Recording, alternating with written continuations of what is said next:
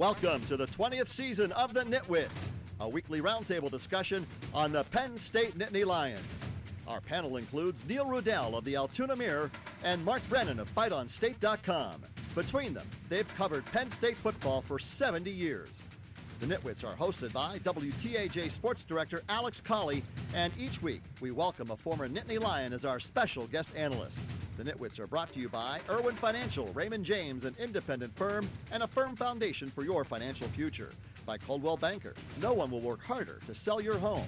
By Courtesy Motor Sales of Altoona, where courtesy means a great deal. By the Allegro, where fine cuisine is a way of life. By Health South, your rehab choice. Health South Altoona, ask for us by name. By Monarch Cleaners, for all your dry cleaning, uniform, and mat rentals. By Reed and Solani Orthodontics. Doctors Reed and Solani provide orthodontics for children and adults. By W.S. Lee & Sons, your local food distributor. Go Penn State! By Allegheny Street Cigar. Allegheny Street Cigar, Blair County's only cigar lounge. By McAleer's Plumbing, specializing in plumbing, heating, and air conditioning, serving our community since 1886. By Lakeview Sheds and Vinyl in East Freedom. You can buy off our lot or we can customize your dream shed. By Shields Awards and the Sports Shop. We have a fantastic selection of awards, apparel, and memorabilia at great prices. By EasyToUse.com, your Yellow Pages connection in print and online. By FightOnState.com, as close as you can get to Penn State football without putting on a helmet. And by the Altoona Mirror, featuring Penn State Game Day every Friday and Penn State Extra every Sunday. Welcome to the NitWits. We are here to break down Penn State's 66-3 thumping of Maryland on Saturday, and we'll take a look ahead. To do all that, we've got Neil Rudell of the Altoona Mirror, Mark Brennan of FightOnState.com, and joining us in the guest chair this week, the unofficial Penn State historian and the only person that Coach Franklin waves to on Tuesday during his press conference, Lou Prado. Thanks so much for coming. Thank you for having me. I wave back to him, too. There you go. He does some hand gestures to some other people. I won't say who. I'm just kidding. He doesn't do hand gestures to Neil. He ought to, though. Feel the love. PSU posed 66 points in the W, so where do you start in what you liked from Penn State's victory? Well, there was a lot to like. It was a complete performance. The thing that struck me, and I wrote about this today, is, looking at the 4 years now that James Franklin has been at Penn State and the fact that he was the coach in waiting at Maryland in 2010 and where they are and where Maryland would have been had it executed its plan. Obviously, they should have hired James Franklin when they had the chance, when he was on their staff. The programs are going in opposite directions, and it just kind of struck me. Half the place was full of Penn State people. They're trying to make a rivalry out of it. It really kind of isn't. Penn State's on their way up, and Maryland's still Maryland. We all picked Penn State to win pretty handily, so I don't think that came as a surprise. But the one thing I said last week is it's time for Penn State to start putting the hammer down and putting teams away, and it did that. I was very impressed all the way around. I mean, they got performances from everybody. Tommy Stevens just terrific. Getting back to Neil's point, though, listen, you have James Franklin. This was his first trip back into that stadium, and it wasn't just him. It was Dwight Galt, the strength coach. There's a bunch of people on the staff and administrative people who were back there. You wondered how they were going to kind of deal with it, because could that emotion maybe get to them and they overplan or underplan or whatever? Clearly, that was not the case. Great job by the coaching staff for themselves going back into an environment they know well and not letting emotions get the best of them. I tell you what I liked. I liked the fact that it seemed like a complete game in the fact that we finally saw them, Penn State, make third downs, and those great stops on fourth down really changed the tempo of the game at the time. That was great. I mean, Maryland made some great runs, but it was spotty. But the game was all that wide receiver. They were out to get him his records in that. But I thought the other part of that was he did not run up the score. Franklin did not run up the score. I had some Maryland fans worried about running up the score. 66 sounds like it's running up the score. But he put the second and third team in there later, and Tommy Stevens really came through with the people cheering for Tommy Stevens. I don't think we have a quarterback controversy. We're at the end of the season. Who knows what's going to happen next year? But that was my impression. He did put the backups in a little bit earlier than he has, and really that game could have been worse. I mean, they had a half a dozen drop balls. but they generally played a clean game, and I agree. Putting them away was a good sign. 1 out of 18 on 3rd and 4th down. So Penn State's defense really shined. Well, and seeing all those younger players, I mean, that's part of putting teams away. So you can get your young guys out there. You know, unfortunately for a lot of these guys, they haven't had a lot of opportunity to show what they can do. Tommy Stevens, you know, I think that they probably should have been playing him more in some of those games they lost. I don't think they'll admit that. But just to get a Miles Sanders out there, to get some of the backup offensive linemen, Dale and Darian playing on both sides of the ball in special teams. You know, imagine you go through an entire season as a backup, and you don't get a chance to play an awful lot of football, especially in the Big Ten, and in the finale to come out and do that. And how about those McPherson brothers?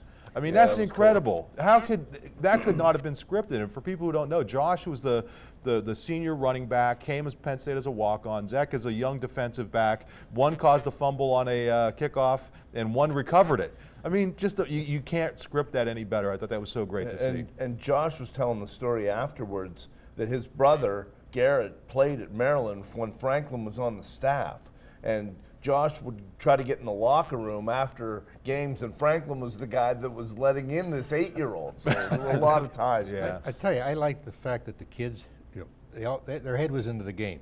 You know, it didn't start out to look like that kickoff didn't start out right, and they go down the field. I mean, they were into the game all the way. And going back to what not running up a score, they ran a lot more plays than they passed. They only passed 2 or 3 times, and there were some drop balls. I mean, there's at least one guy in the doghouse this week, you know, that Blacknell, I think, dropped two nice Charles, passes. I think it was, wasn't Yeah. it? Yeah, I think it was Irvin Charles. Was it? Oh, Irvin Charles. Yeah. He just got out. Irvin Charles got out of it. He was in the dog, and then dropped a couple more. And it's like, but I think the kids had in the game, particularly after you reminded in your game day story about Pitt having that big upset and over Miami. Yeah. Well, it was all because of Neil's story then. Right. That's why they're trying to help. But I also was impressed with the offensive line.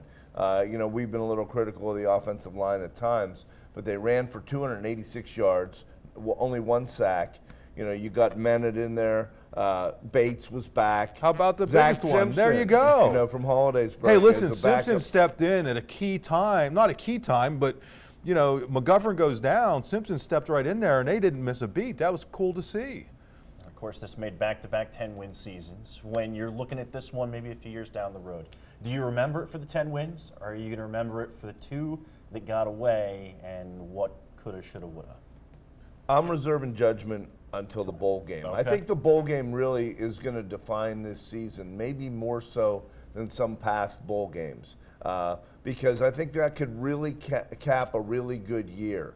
If they don't win the bowl game, we won't feel nearly as good about, you know, you'll look back on these couple games that they lost, but I think that this gives them one more chance to show how good they are. Yeah, I agree with you. I think the bowl game will determine it all.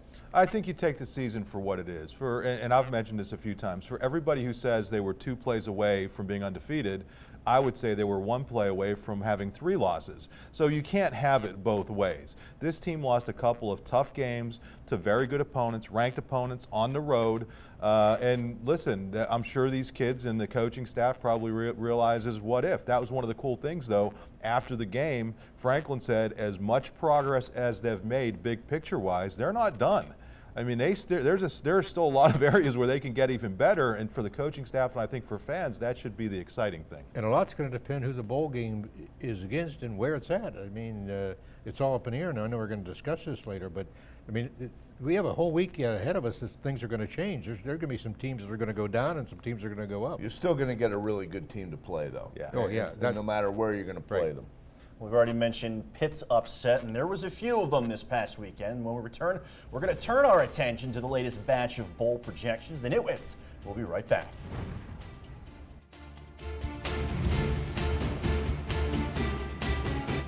The NitWits are brought to you by Irwin Financial, Raymond James, an independent firm, and a firm foundation for your financial future. By Coldwell Banker, no one will work harder to sell your home. By Courtesy Motor Sales of Altoona, where courtesy means a great deal. By the Allegro, where fine cuisine is a way of life. By Health South, your rehab choice. Health South Altoona, ask for us by name. We now return to the NitWits. a roundtable discussion of Penn State football. Welcome back. Following PSU's win and some top-ranked teams falling, there's been a lot of bowl projections changing lately. PSU looking at the Cotton Bowl in Arlington, some ones in Florida, hearing against TCU, Auburn. From where we're sitting right now, where are you thinking? Well, Jerry Palm of CBS Sports is like the authority on these things, and he's at Penn State in the Cotton Bowl for a while now. Previously against Notre Dame, that's not going to happen, obviously. But if you were to get an Auburn or a TCU, those would be really nice games. I mean, those would be two Power 5 conference teams that you'd have a chance to test yourself against. And Penn State, Lou, you know this, has a great tradition in the Cotton Bowl going way back. Way back. Hasn't been there in a while. Haven't been there in a while. I mean, the Cotton Bowl is not played in the Cotton Bowl, and it's going to be played in Jerry Jones's stadium. So when we played in the real Cotton Bowl a couple of years ago for that, whatever it was, I can't remember the name of it. The Ticket City. Ticketcity.com Bowl. But I think, you ran out of forks. You just don't know where they're going to play it, because Penn State travels well.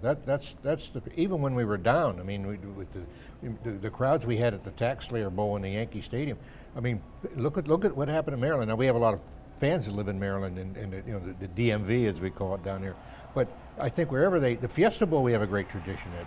So it's going to be very interesting to see who we play after the fall. He's already mentioning TCU. TCU might upset Oklahoma. How do we know? I mean, Auburn could go all the way. I mean, we still don't know who the opponent would even be. Well, the key to me is getting in one of those New Year's Six bowls. I mean, because that's pretty much going to. I mean, you could get a good opponent in some of the slightly lesser bowls too. But I think that's the big stage. That's one step away from the playoff. That's kind of following up on what you did last year. So I don't know about you, Neil, but I think all signs are pointing toward that. I think that'd be great. Right. Whichever one it is. There's so many moving parts. Right.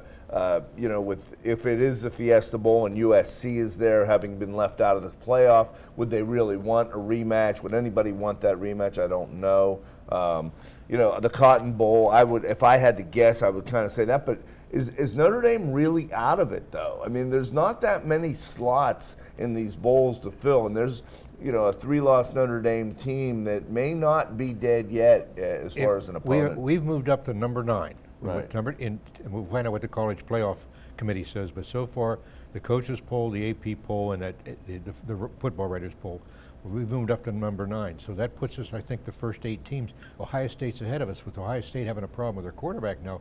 Wisconsin just might win that game, and who knows where it's all going to shake down. But that's the fun of it. I mean, at least that's why we kick this stuff around. Nobody knows for absolute certain. But again, my point is, if they can, and I think that's going to happen, any of those their New Year's Six games, you get into any of those and it's a no-lose situation. They're all great bowl games. You're going to get you're more than likely going to get a really good opponent, and I think it would be good for Penn State. And we've seen Alabama sort of in a class by itself up to now. So maybe now you're throwing a blanket over the top 10, and there's a little more balance than there had been, and which I think, based on how Penn State played in Columbus and whatnot, how close they've been to a super season. I think they've got to take some encouragement out of the balance that's going on right now. And going back to your point, I think Franklin will get the team up for it too. I mean, I think those kids will go in. This is a classy bunch of kids. You're closer to them than I am. You've interviewed a lot of them, but this is just a classy bunch of kids, and they don't get down too much. They may have been down a little bit when they come out of a thunderstorm, 3-hour delay and a half day, putting up with that. But from a fan standpoint, because I don't see the kids that much, talk to them. I think they're pretty well motivated. Well, they got great leadership. They do. And the other thing, I mean, we have to get back to it a little bit. Having Barkley back for a bowl, I mean, he said he's going to play in it. To me, that's another huge thing, and that's a great sign from him. We talked about it a little bit last week, but it's cool that he'll be back, and it'll be great that fans get another chance to see him against a great opponent in a great venue. You mentioned the latest polls, Penn State at number 9. Is that where you kind of expected them to be? Should they have been higher in your opinions? Well, I tell you, I looked at the poll before we come over. We're the highest 2-loss team. I mean, you look at Ohio State's there, but Auburn has 2, right? Auburn, but I mean, it's out of Auburn's up there in the top 4 now. But of the also ran, so to speak, We're the top, and TCU's right behind us. TCU still has a game. They play Oklahoma. And keep in mind, they got thrashed by Oklahoma before, but we know this could be very upset. So I'm satisfied with where they are at the point.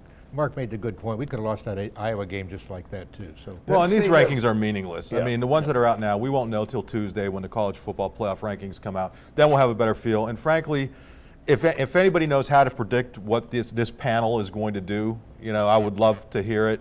They seem to be pretty good at predicting what's going to happen near the top, but I think when you get from 5 down to 10, that's kind of, you could throw all those teams kind of up in the air a little bit. I think, Penn State's losses have been more competitive than some of the losses of people above them. Penn State's resume is as good as anybody with 2 losses. Yeah, I mean, even Clemson's up there with 1 loss. They were pounded by a very average Syracuse team. And Ohio State always gets the benefit of the doubt, where Iowa put 50 on them. So, I mean, every game Penn State has been in, and you can't say that about everybody else that's in Penn the top State's 10. the only school in the Big Ten that has beaten a ranked team, a currently ranked team, on the road. I mean, that's Penn State is the rest of the Big Ten had been 1-22 going into this, or everybody in the Big Ten had been 1-22 going to last weekend. So yeah, they lost a couple games, but they played 3 ranked teams on the road, currently ranked in the college football playoffs, and they won 1 of them and lost 2 of them very close. Didn't embarrass themselves the way that Ohio State did at Iowa. So the resume is good. I mean, it's not good enough to get them up to the top. I think it's ridiculous people are talking about Ohio State maybe being up near the top, because that's clearly not one of the top 4 teams. But, Penn State has every bit of an argument to be in one of those New Year's 6 games as just about anybody else. But if Ohio State beats Wisconsin, then they'll talk will rise again. And this is more confusing than the other years. But I still like the 4-team playoff personally. I was listening today to a lot of talk radio on the way back. And, people are talking about an expanded field to 8 and then possibly 16. And while that may help some of these bowl sites, I don't know that, I think it will cheapen the regular season. Well, let's give this a few more years. What are we in the 3rd, 4th? How many years is this? I think it's the 4th year. The 4th year. I mean, you can't make a judgment on 4 years. Give it a few more years, and then if you need to decide it has to go to 8, go to 8 then. It's been playoff Saturday the last 2 or 3 weeks. Yeah. I mean, we're in the playoff games. So. All right, well, it's halftime here, but when we return, it's the wet blanket portion of the show. The NitWits will be right back.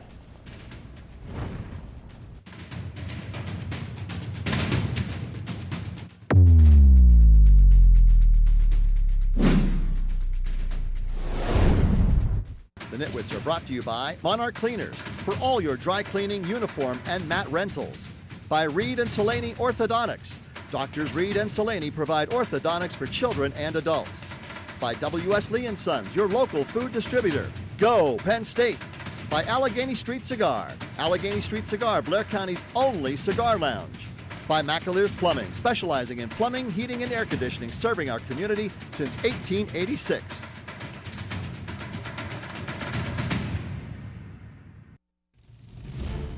I'm Stephen O'Bang Entrepreneur from your Nittany Lions. You're watching the NitWits.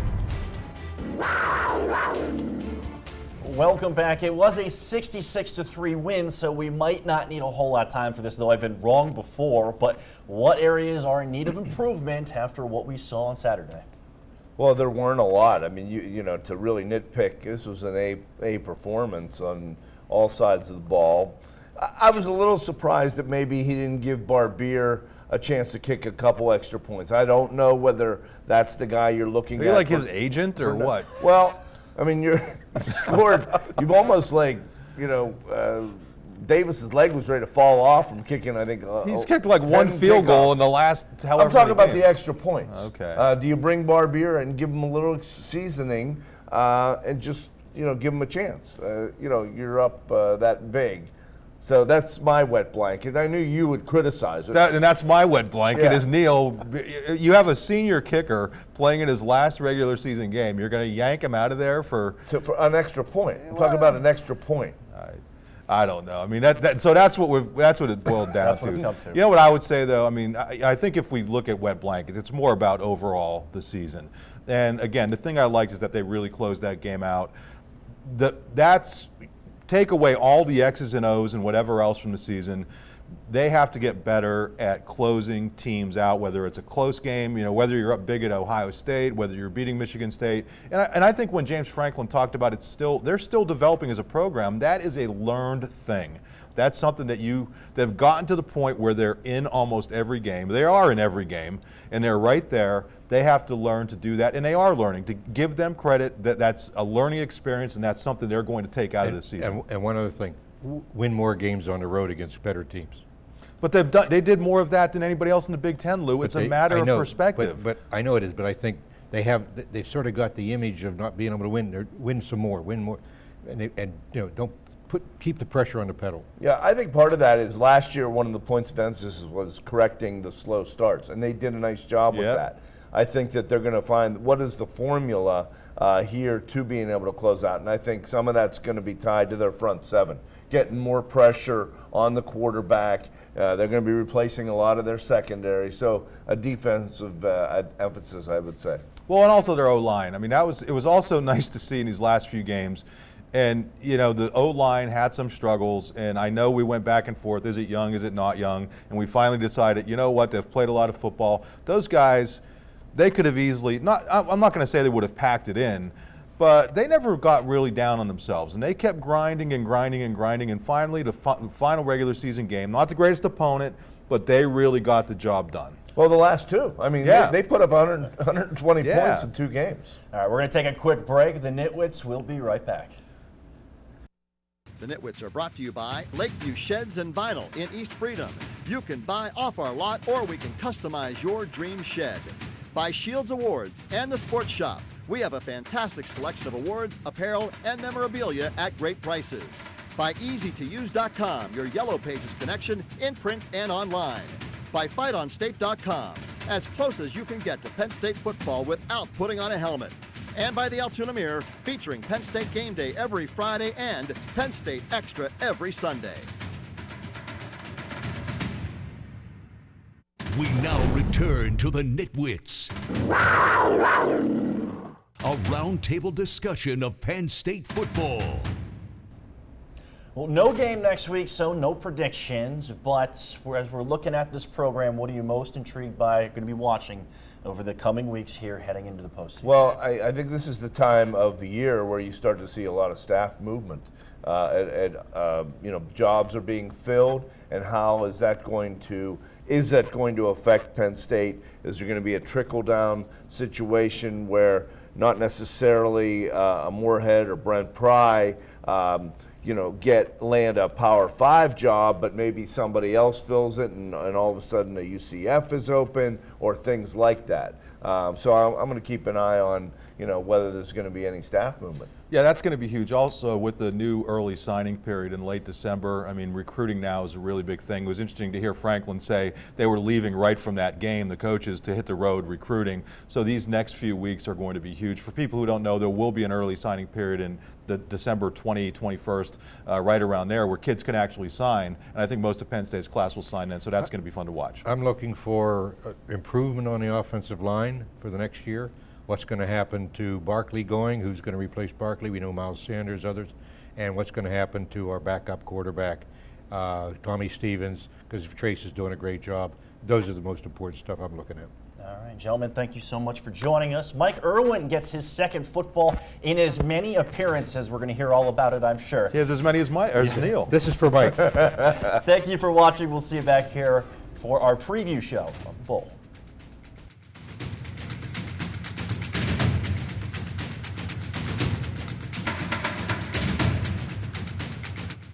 The Nitwits are brought to you by Irwin Financial, Raymond James, an independent firm, and a firm foundation for your financial future. By Coldwell Banker, no one will work harder to sell your home. By Courtesy Motor Sales of Altoona, where courtesy means a great deal. By the Allegro, where fine cuisine is a way of life. By Health South, your rehab choice. Health South Altoona, ask for us by name. By Monarch Cleaners, for all your dry cleaning, uniform, and mat rentals. By Reed and Solani Orthodontics. Doctors Reed and Solani provide orthodontics for children and adults. By W.S. Lee & Sons, your local food distributor. Go, Penn State!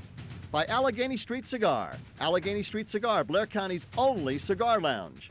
By McAleer's Plumbing, specializing in plumbing, heating, and air conditioning, serving our community since 1886. By Lakeview Sheds and Vinyl in East Freedom.